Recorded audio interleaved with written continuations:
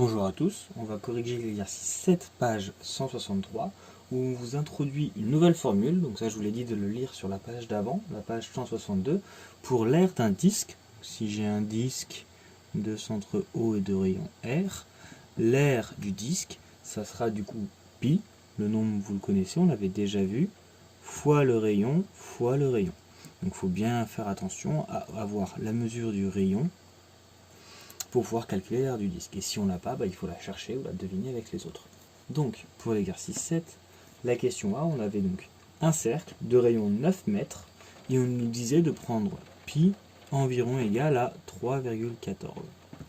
Donc c'est ce qu'on va faire, et on va utiliser la calculatrice. Normalement, comme on nous donne cette approximation-là, on nous dit de prendre pi environ égal à 3,14, il n'y a pas besoin d'utiliser la touche pi sur la calculatrice. On mettra 3,14 à la place.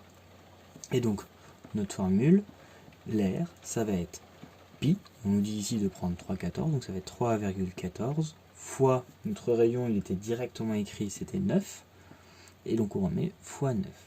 Et donc du coup, ça nous donne, au total, si on rentre tout à la calculatrice, on a 254,34.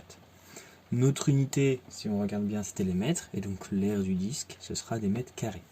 Alors, point de vocabulaire important, si je prends juste le bord, ici c'est un cercle, et si je prends le bord et tout ce qu'il y a à l'intérieur aussi, ça c'est un disque.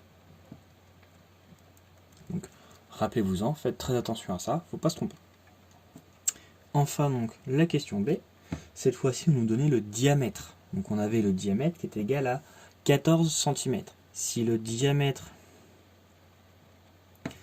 fait 14 cm, donc le rayon, ça va être la moitié, il va faire 7 cm.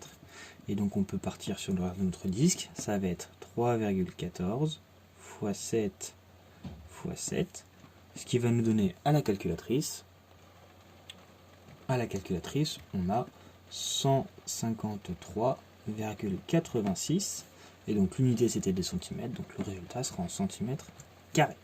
Donc, si on ne vous donne pas d'approximation pour pi, vous utilisez la touche sur la calculatrice et ce sera à vous après de donner une valeur approchée. Donc, ce sera au dixième, donc un chiffre après la virgule, ou au centième, deux chiffres après la virgule, etc.